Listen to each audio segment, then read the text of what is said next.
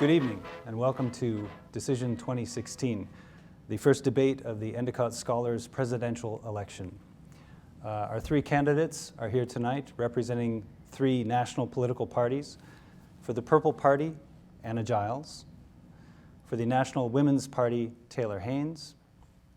And for the Economic Party, Michael Amato. We're asking the studio audience to remain silent during the debate, but for the first and only time, please join me in welcoming our candidates.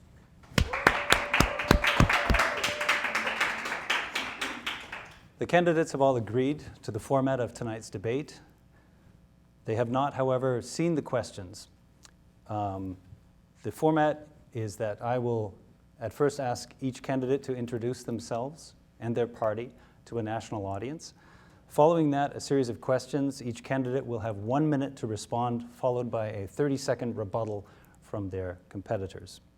At the end of that portion of the evening, we will open up the floor to a brief town hall-style debate. Candidates, are you ready? Mm-hmm. First, in random order, I will ask Anna Giles of the Purple Party. You have 1 minute to introduce yourself to the nation and make the case why you should be the next president of the United States. Hello, my name is Anna Giles, and I represent the Purple Party, also known as the Compromise Party. As all Americans know, we are bitterly divided in this election season because the Democrats and Republicans seem to refuse to compromise. We believe that America is better than this and that together we can fix the problems of our nation. There is not enough communication in politics, and a discussion with voters usually can end with some compromise being reached. However, our politicians are refusing to have such discussions. Our party focuses on making sure that our government is held accountable for the decisions it makes and putting the people back into politics. We would like your support because we understand that everyone has different ideas and different opinions, but we understand that we all have the same end goal for America, and that is to see everyone succeed. And by having discussions and open communication, we believe we can do so effectively. Nice. And now, on behalf of the Economic Party, Michael Amato. First off, I would just like to thank all of you for being here this evening. I'm running on a different platform than most candidates. I've seen the way that conservatives and liberals have run our country and our economy, more specifically, into the ground. Economics are definitely a priority for me and my entire party, and we are working tirelessly to make sure that families of all incomes, nationalities, genders, and backgrounds are rich again. We are running under the slogan, Make America Rich Again, but not for the 1%, for everyone. Our goal is to reinstate confidence in Wall Street and also in investments. We believe that entrepreneurship and small businesses have been waning over the past few years, and we want to instill more confidence in the American people. To do this, one of our main goals is to lower corporate tax rates and lower corporate bailouts. Because since the beginning of our history, small businesses have been the backbone that our country has run on. Additionally, we want to increase the civil rights for all people and minimize the wage gap disparity and ensure that people of all genders, ethnicities can thrive in America. Thank you. Thank you, Mr. Amato. And our final initial presentation for the National Women's Party, Taylor Haynes. Thank you. I would just first like to thank the Endicott Scholars Program for hosting this event, and for you, Professor Kilburn, for moderating, and for all of you who came out to watch this debate tonight.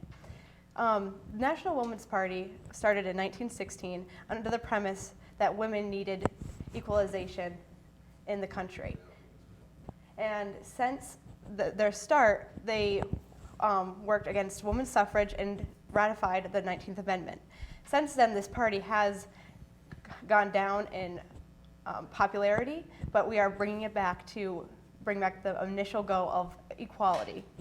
So although I am running under the premise of a feminist type campaign, equality is for everybody, every nationality, demographic. We want everyone to feel they are equally represented in this government. Thank you. In the first round, we'll have questions on domestic policy drawn from the platforms which are published on Canvas. The first question is for Michael Amato of the Economic Party. You will have 1 minute to answer, and then the two other candidates will have 30 seconds to respond. I'll start the timer after I finish the question.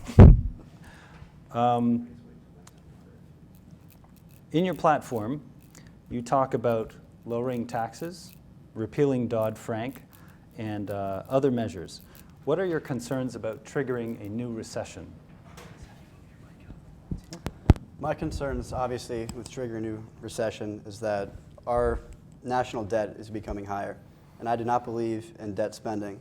I believe that if we lower the tax rate, that we will encourage Americans to spend money within their local economies, which will also boom the economies as well. Also, I believe that we've spent far too much time bailing out failing corporate businesses, and I feel like that's a major reason why we're in recession. For example, Detroit has been hit very hard because we've seen many large corporations, specifically in the automobile industry, be bailed out, whereas I think that if we were to increase entrepreneurship and spending within our economies, that our citizens would have more trust in the local banks and would also have more trust in Wall Street. Since the housing bubble, I know many families, large and small, that have been affected and lost trust in the real estate system and the banking system. And I believe that if we lower tax rates, that we will be able to instill more confidence and increase spending within the communities. As moderator, I do reserve the right to ask follow-up questions and clarifications. What makes you think that lowering taxes would lead to an economic boom? This has never happened in history, and that theory has been debunked by major economists. Well, it's of our belief that the current economy, the corporate tax rates are too high. We have one of the highest tax rates in the world, hovering between 35 and 39% consistently. And we believe that this is hindering the major businesses. And when people don't have the income that they do, because more money is being given to our national government to further increase our budget deficit, we believe the money will be better spent with the people within their own communities. I see. Second follow-up question. Are you saying as president you would have let Detroit go bankrupt? No. I'm saying there are many instances where certain corporations are receiving far too much of the share of the pie, if you will, and that many smaller businesses are being neglected. And I believe that the distribution of wealth should be more equal. And I'm not saying that we would shut out large corporations entirely, but I think that the focus should be reshifted. Okay, thank you for the clarification. Each of the other candidates, starting with Taylor Haynes, now has 30 seconds to respond on the economic question. I know with the National Women's Party, our goal for economy is to raise taxes for those making more than $200,000 a year in order to distribute wealth amongst the country. We also believe that it is important to lower property taxes to help fund education, so public education is more equalized and private institutions are not above public institutions. And although our economic policies are kind of bare bones on our platforms, it is important for us to let everyone know that once we have a more stringent policy, it will be let out. Thank you. Anna Giles, would you care to respond to the Economic Party's platform? Well, taxes are perhaps the most contested part of American elections. We all debate over where a tax should go, where should they be cut, and where should they be added. And I believe that together, as my fellows have stated, that we can come to some form of compromise where everybody benefits. Taxes are not an easy subject. I myself am in an economics class, and they are not very easy for the average layperson to understand, but by working together, I believe that we can all come to some form of agreement where everyone pays their fair share, but everyone sees the benefits as well. Nicely timed. Thank you. The second question on domestic policy is for the Women's Party. Taylor Haynes. You lay out a very ambitious domestic agenda in your platform for educational reform, environmental practices, and so on. How do you propose to pay for these taxes? And don't you worry that increased taxes and regulations might strangle the economic recovery? And we have thought about this. We do realize that there are worries that raising the tax bracket for those making over $200,000 and for corporations making that money, that they will go overseas. But we think that by making making the overseas trade more easily accessible for American people, if we make the American trade better, then the corporations will want to stay in America instead of going overseas. So I think by starting to reform that is the first step. So we need to kind of look at that before we can look at anything else. in order to better the economy and then be able to fund all of these education reforms that we want. I see. Thank you. Now each candidate has 30 seconds to respond to the National Women's Party platform, starting with Michael Amato. First off, I agree with a lot of what Taylor has to say. There are a lot of educational problems beginning with the foundation of our country, and I believe that not all students are receiving the same care. But to that extent, I feel like we also need to gauge how much money we're spending.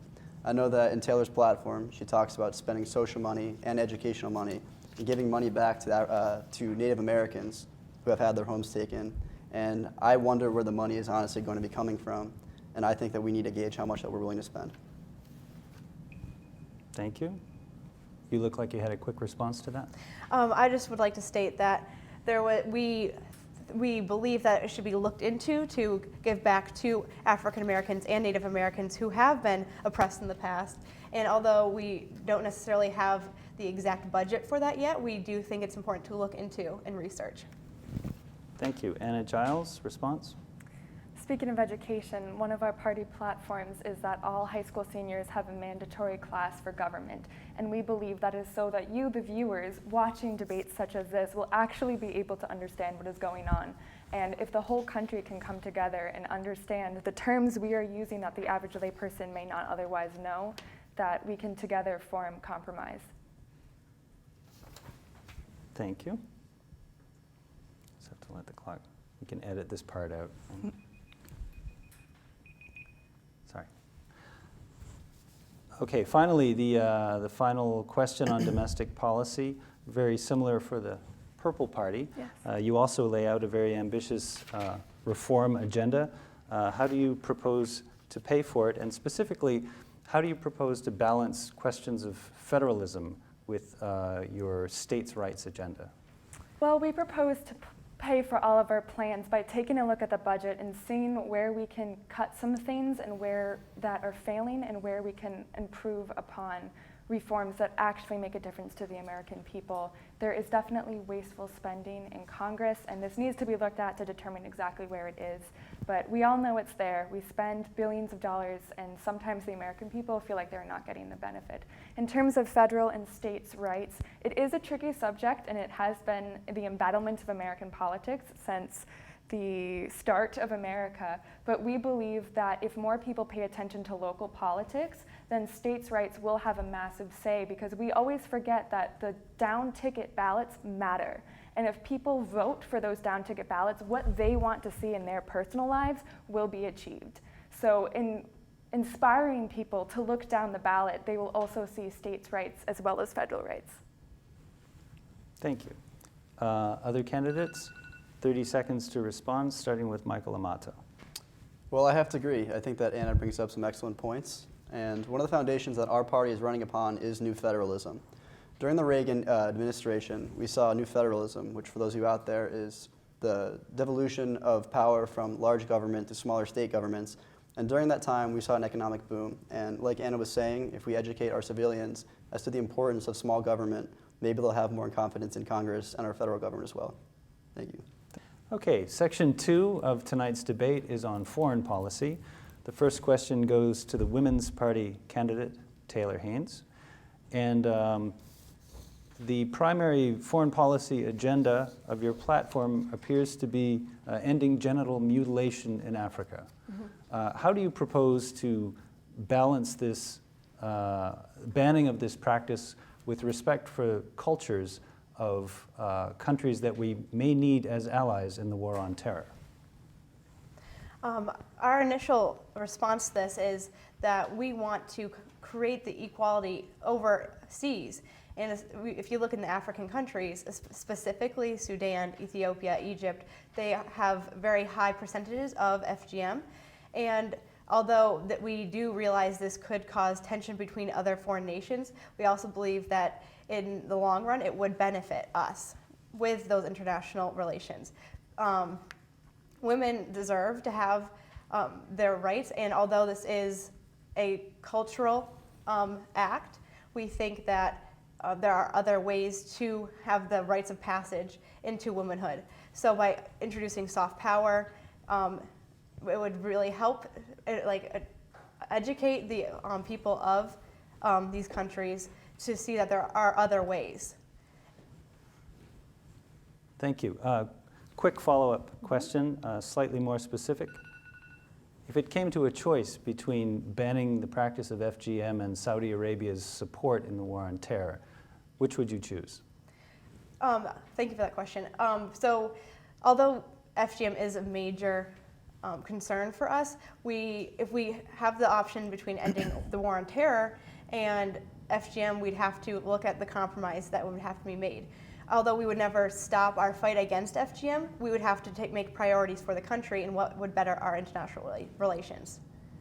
Thank you. The other candidates now have 30 seconds to respond to this question on foreign policy, either by speaking to your own platform or questioning the platform of the National Women's Party. Anna Giles, you go first. Well, foreign relations is obviously a tricky subject, but we believe that in cases such as this, I appreciate the vigor and the passion, but I believe it would probably be better to look at something like the UN or a global initiative to make sure that the women of the world are being taken care of, but that it's not one country forcing another country to do so. Thank you. Michael Amato. I agree with a lot of what Taylor has to say. I think she brings up some excellent points. My only question is, in Taylor's platform, it explicitly states that she wants to decrease foreign and military spending, and I was wondering how we were going to stop this problem by decreasing the already existing funds. Taylor, would you like to respond? Yes. So in the platform, we do talk about implementing the UN and peacekeeping troops if necessary, and I do talk about decreasing the military funds. But we would not be using military force to enforce the FGM ban. We would be using soft power to be using the UN forces. Thank you. Excellent. The next question on foreign policy goes to the Purple Party. Anna Giles, the foreign affairs section of your platform is a little bit thin. So could I ask you to respond to a specific question? What are your plans to combat ISIL? Well, here's the thing. I do not know much specifically about ISIL, and that is the problem with the presidency of America today. We are asking one person, one leader, to combat terrorism. It needs to be a group country initiative. We need to work together to solve the problems that have caused ISIL to be prevalent in the Middle East, and we have to make sure that American citizens are not being drawn into their trap. The Muslim community in America is already doing a fantastic job of monitoring. In the San Bernardino shooting, the father of the shooter had expressed to authorities that he was concerned for his son. And I have so much respect for American Muslims in this time of crisis. And I believe that I, as one person, have no right to say, this is the one plan that can solve it all. It needs to be a group initiative with ourselves and with other countries to make sure that this threat can be stopped without causing further harm to American Muslims or to Muslims around the world. Excellent timing and excellent jiu-jitsu form. Each of the other candidates now has 30 seconds to respond either to the substance of the question, the platform of the candidate, or your own alternative plan. Starting with Taylor, please. I do agree with your policy of I think we really do need to have international relations. We have to really increase those so that we can fight together, because it is a very prevalent problem, and I think working together is very important. I think domestically, looking into how to create a better word around the Muslim faith, because the Muslim faith, as of now, is almost a dirty word, and I think it's really important to help those who are being victimized because of their faith, and starting domestically and moving outward. Thank you. Michael Amato? I think that this is also a global problem, and I think that specifically we need to protect Americans. And the word American is a blanket statement, but that can mean people of all faiths, that can mean Muslims. And I believe that on the home front is where we need to spend most of our attention.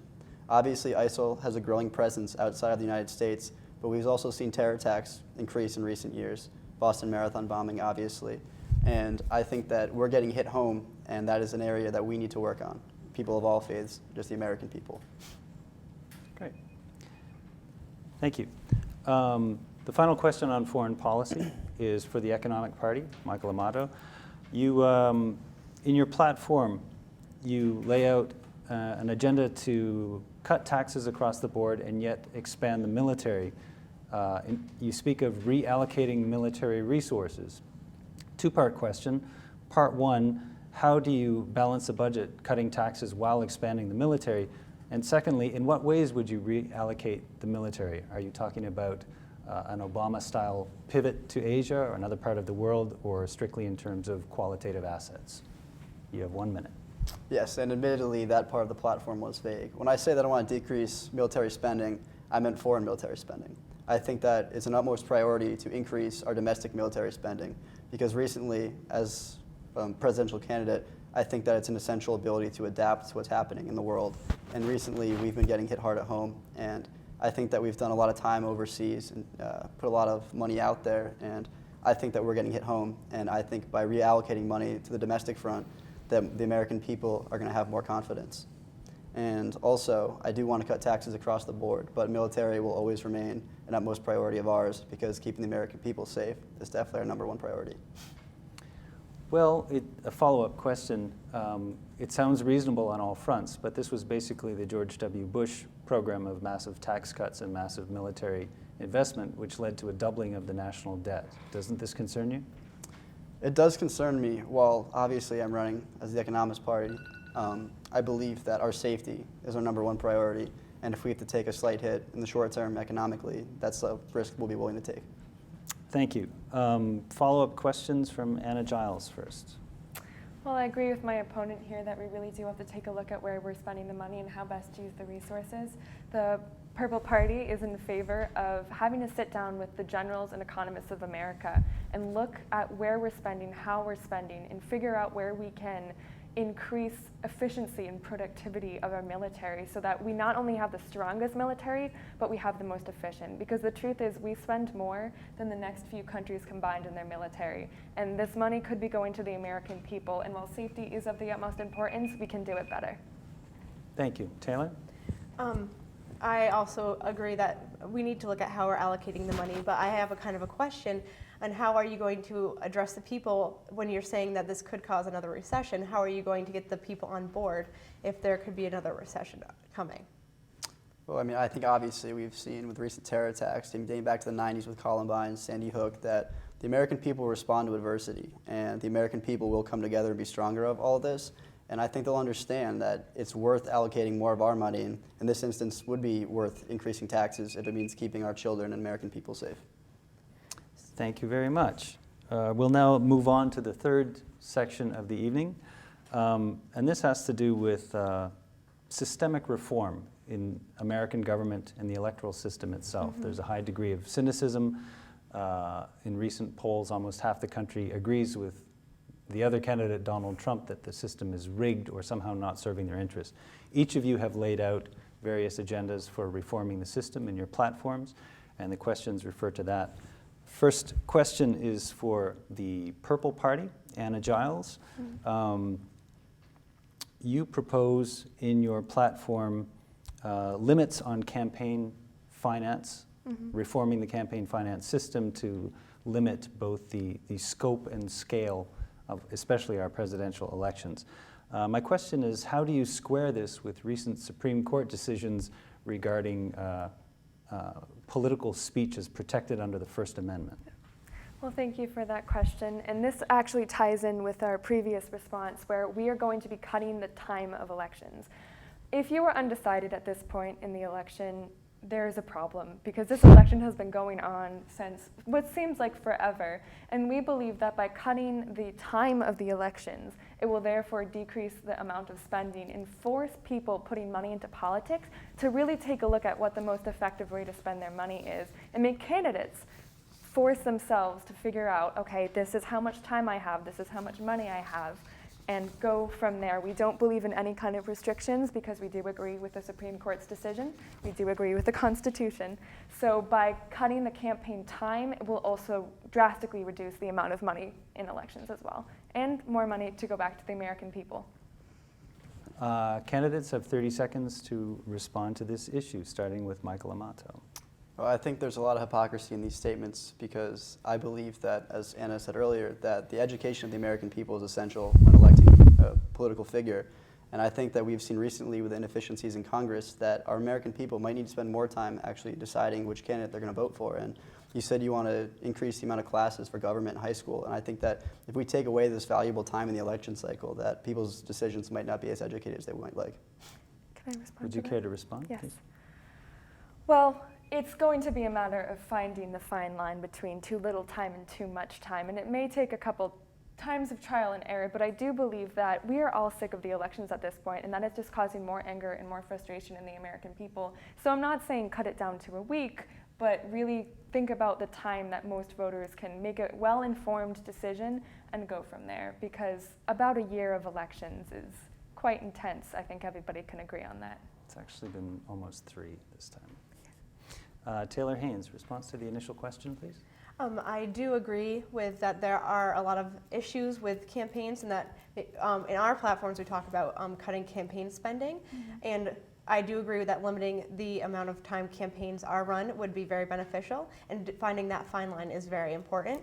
But I do have a question for you. In your platform, you talk about kind of educating the future voters and the voters out there. But my question is, how are you going to give that unbiased information? Who is this person giving out this information? Please. I was fortunate enough in high school to take AP Government, which I would consider a very non-biased course. We learned about the Constitution, we learned about the process, and we learned about our local candidates. So I would say an approach such as that, where instead of focusing more on certain candidates, you objectively look at both parties, both campaigns, and you objectively look at the Constitution and the history of America and what our values and beliefs are. And I believe that through there we can find well-informed voters, because there is a well-informed voter in every single American citizen. We just need to find them. Nice. The second round in the question of electoral reform goes to the Economic Party, Michael Amato. You lay out in your platform an agenda of what you call the new federalism, a smaller central government devolution of power back to the states, and yet you also call for honest elections. How do you square the need for honest elections and equity across the country with the hodgepodge of electoral systems at the state and local level that we currently have? Well, I think the term fair election is relative, and I think that it's broad, and there's a lot of things that can be done. I know that there's a lot of discrimination amongst ethnicities and people of all races, whether or not they can actually go to the polls. I know that people who live in rural settings oftentimes have a tougher time getting to the polls because they're so far away. And also, a lot of people have high demanding jobs that make it impossible for them to get to the poll that given day because it's not a national holiday for every occupation out there. And I believe that if we were to make a national holiday on election day, that would be certain that most Americans can get to the polls. And I'm going to make it more widely available and more easy for people of all backgrounds to be able to vote. Follow-up question, you're calling for a national holiday on election day. Would you also lift the ban on alcohol sales? I would. I believe, obviously, that alcohol hinders one's decision-making ability, and I do not see a reason why alcohol should be present around the time of election day. Okay. Thank you. Follow-up questions, starting with Taylor, please. I do agree with your idea of making voting more accessible to people, and I think that is a very big problem, that a lot of people are uneducated, a lot of people have trouble getting to the polls on election day, and I think that by making voting easier to access, like by letting absentee ballots become more of a easier, accessible way to vote would be very beneficial for most, and also by increasing how transportation to polls and giving those options and just educating and letting people know when, where, and how would be very important. Thank you. Anna, would you care to respond? We are actually looking into potentially seeing if there is a safe way that we can have online voting where people who live far from a polling station, are sick, or are somehow unable to get to the polls are able to vote in the comfort of their homes. Obviously this would take some work, but we do believe that it is a problem that people feel like they are hindered from voting, and we are also in full support of a federal holiday because my mother has to work on election day, and I think that is so sad that she's stressed about voting as well as doing her job as required of her. Thank you. So in the platform of the Purple Party, you talk about a national system, national electoral system. The inverse of the question for the Economic Party, how do you square this with states' rights? Can you repeat the question? Right, you're calling for a national balloting system? Oh, yes. Or national electoral system. How do you square that expanding of federal power against states' rights to conduct their own elections? Well, as we saw in the Bush v. Gore election, the ballots can cause significant problems for voters. The butterfly ballot did see results that seemed very inconsistent with how people would actually vote and how the polls were stating they would vote. Like we mentioned in class about all the women that voted for the completely misogynist man on the ballot because of the way it was confusedly written. We don't believe that having a streamlined ballot would take away states' rights, because at the end of the day, every single issue the state wants on the ballot will get on the ballot. It's just a matter of making sure there is a streamlined, efficient way that voters of any age are able to look at the ballot and know with full confidence that they are voting for the person that they want to vote for. And I ask, if states have a problem with that system, what are the states then trying to hide? What goals do the states then have if they take such issue with having one streamlined ballot that everyone agrees is very easy to read and easy to understand? And I would argue that it is wrong of the states to try to manipulate voters in that way. I'm assuming the Economic Party has a response to that. Well, when we talk about a streamlined ballot and we talk about electronic ballots, I believe it brings up like echoes of Jim Crow back in the day, when the people who are getting discriminated against the most are minorities and people who don't have the wealth of many other upper privileged people in the United States. And I think that if we make a digital balloting system, that further hinders the ability of the impoverished individuals to vote. And I think that further exacerbates the problem. Can I respond? You may respond. Well, thank you for bringing that up. Our party isn't looking to completely make every single vote on the computer. We're looking to see in cases where it would benefit the voters, if there are certain sections of America that would benefit more from computerized voting. Other districts that it is working well for them, we believe, continue their current ballot system. I see. Taylor, would you like to respond to this question? Yes. Although the National Women's Party does think that a streamlined ballot would be beneficial, we also do not want to take any power away from the states. And we also question the idea of electronic ballots, because how safe is that? What does the cybersecurity look like? It would take years upon years to develop a secure way to do that. And we also think that a streamlined ballot could hinder on states' rights, and until that is solved, we cannot go forward with that. Thank you. That concludes this section. In this section of the debate, we will be having a lightning round on topical issues where each candidate will have 10 seconds to give your policy position. Ready? The first is on abortion versus the women's right to choose. Appropriately, let's start with the Women's Party, Taylor Haynes. Thank you. The Women's National Party really believes that the women should have the right to choose on what to do with their bodies. It should not be left to the states to decide. It should be a government-run, overarching system. Thank you. Mike Amato, same question. Abortion? We have to agree with Taylor, because our party firmly believes that while we're not sure about ethically whether it's a good decision, it's not our instance to say, and we believe that it's a woman's right to choose and that government should totally refrain from the matter. Thank you. Anna Giles? We believe that women know best what they want for themselves, but yet at the same time that there can be a way for women and groups who are pro-life can work together to reach a compromise that benefits both, while keeping the health of the woman in most importance.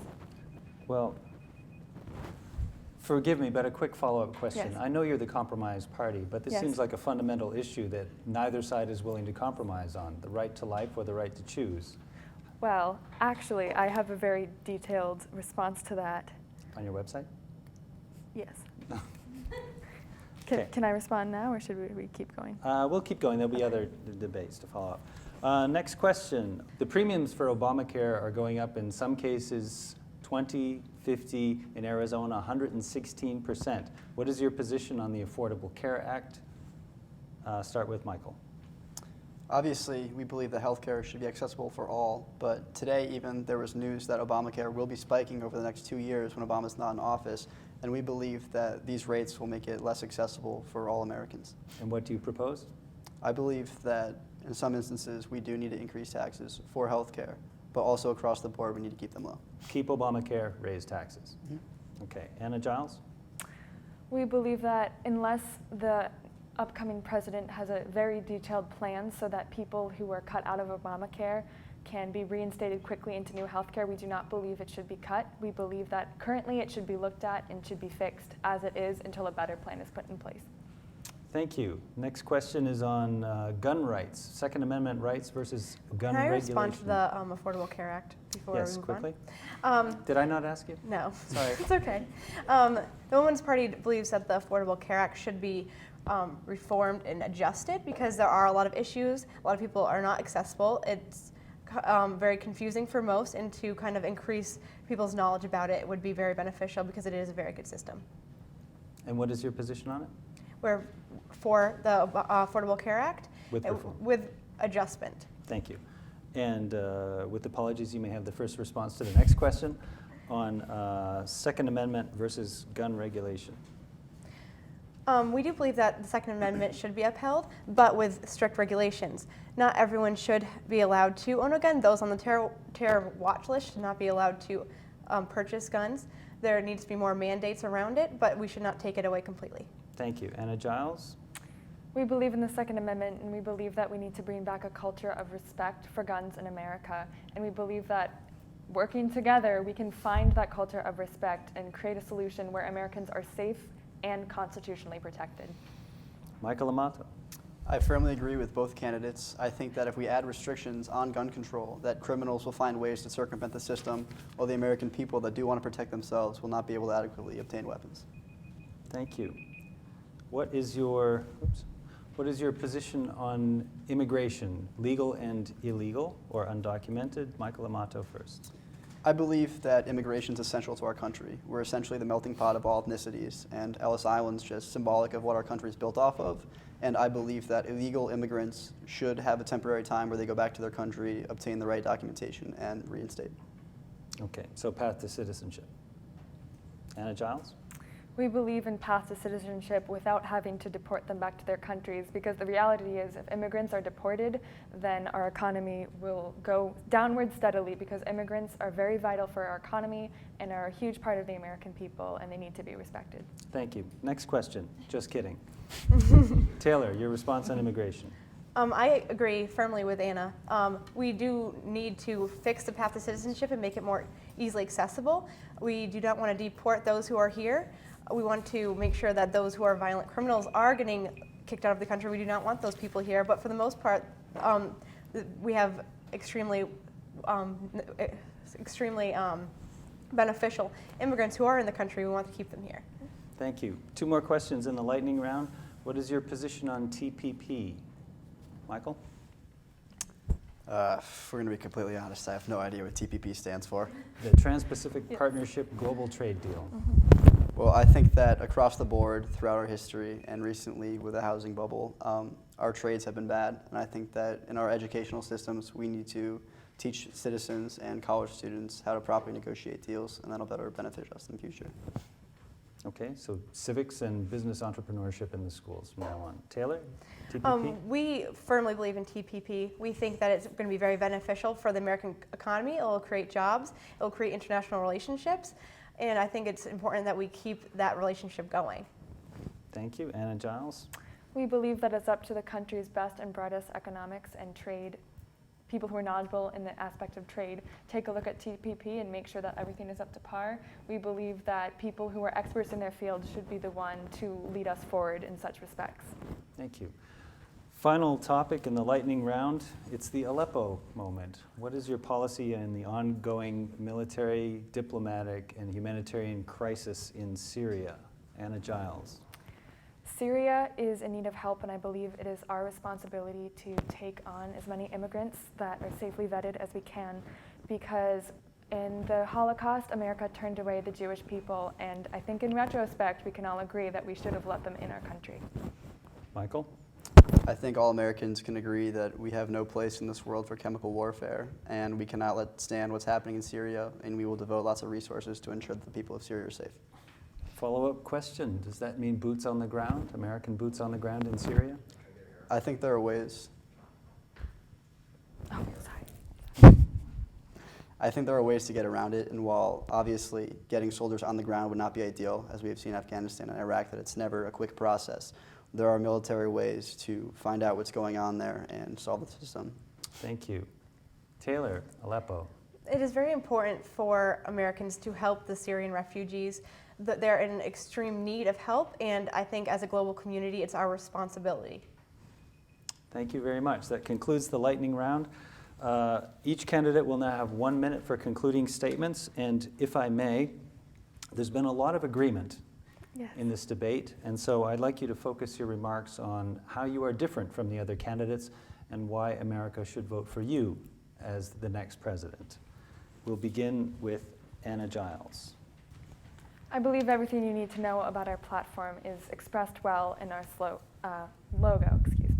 It is a red hand and a blue hand holding a purple flower. We believe that the solutions to our problems lie within us already, and rather than have one candidate come up and overtake with their ideas, we believe that it is imperative that we work together because the answers to all of our questions exist, and we just need to come together and find them. So we are a challenge to the status quo where you just elect a new party and they overlook with a new system. We're talking about, let's look at the system and see what we can do right now together to change it. Thank you. Taylor Haynes, please. The National Women's Party is for equalization for everyone. We believe that we need to sustain our country through economic reform, through educational reform, and by creating an international community that is both upheld through equalization in every country. We want everyone to feel as though they are on the same playing field. As of now, a lot of people are not feeling that way. We look at the women's rights specifically. They have been fighting for years for equalization. It's time for an equal playing ground. Thank you. And concluding statement from the Economic Party of Michael Amato. I think that all three of us candidates are in agreement because there are a lot of fundamental problems in our country. And I think the thing that sets our platform apart is we believe that economically we have the most sound platform, and we can instill confidence within the American people that they will be able to decrease the wage gap and increase salaries for all. And we believe that educating the American people on how to properly negotiate within a business will be essential, as studies have shown that women are less likely to negotiate their wages as opposed to men, and that people of ethnicities are also less likely to negotiate their wages. And we believe that education through all ethnicities and all genders will increase the economy of our company, or of our country, in a proper manner. Thank you. This concludes the moderated portion of the evening. We will now shift to a town hall style debate with questions from the audience. My name is Madison Odrina, and I have a question for the Women's Party of America, Taylor. You say specifically in your platform about Section 242, and it's a kind of a two-part question, so I do have a follow-up after you speak, but if you could extrapolate on Section 242, please. So basically it's to eliminate officers from going forth with any kind of action with any kind of discriminatory purpose. So it's basically eliminating any kind of racial profiling against anyone in the country. And my follow-up to that really fast is I also found the same quote from your platform on website joincampaignzero.org. So I would like you to explain where you got some of the information on your platform and back that up, please. A lot of the information does come from the Democratic Party platform. We have a lot of the same kind of views as the more liberal side. So we do think that part of the law enforcement problems do stem from lack of education and lack of training for officers. Okay, I have a question for Mike. So you mentioned that we need to focus our military efforts domestically here, and you referenced various incidents of terrorism here in the U.S. But the likelihood of a terrorist attack or of having maybe a Syrian refugee come and commit a terrorist attack is less than the likelihood of getting struck by lightning, actually. So my question is, keeping that in mind, why do you still believe that it is important to focus our resources here in the U.S. rather than building relationships with nations abroad? Absolutely. I believe that even one attack domestically is too many, and I believe that we cannot take enough precautions economically and socially to prevent this from happening. And I believe that under my regime, if we even stop one domestic terrorist attack, that we will be doing our job.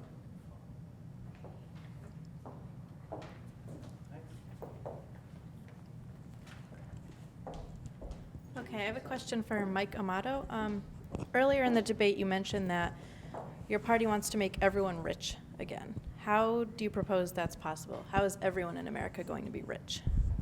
Well, as I outlined earlier, I believe that educating the American people on what they can do to be successful businessmen or women in any venture that they want is essential. And teaching our citizens how to properly negotiate wages and go out and find jobs, I believe that food stamps has been extended too far. I believe it's a great program, but I believe that there are many able-bodied Americans that don't realize what they can do to actually get a job, and I want to educate them and have more people in our workforce. We have one more. One more, is this for Anna? Yes. Okay. Hello? Introduce yourself. My name is Jana Dixon. Anna, I'm afraid that you are so much for the people that you wouldn't be able to make a so-called game time decision, or perhaps you'd be inadequate to question ethical choices by the people. For example, if majority of the people wish to deport all illegal immigrants, you being an intelligent woman knowing that isn't exactly best for the country, however, would you do as you promise and accommodate the people? Well, I think it's a matter of, thank you for asking that, I think it's a matter of not just the president, but the cabinet as a whole. We often forget that the cabinet exists constitutionally, and that the idea of the cabinet is an executive group that is generally more informed than the average citizen, so they generally know more what they're talking about. So in situations like that, where it seems like the American people want one thing but logic dictates another thing, I would definitely sit down with the cabinet and make sure that we come to a conclusion that both the American people are happy, as well as the cabinet knows we've made a smart decision. Good. Thank you to all the candidates for your participation tonight. Thank you for watching. God bless and good luck.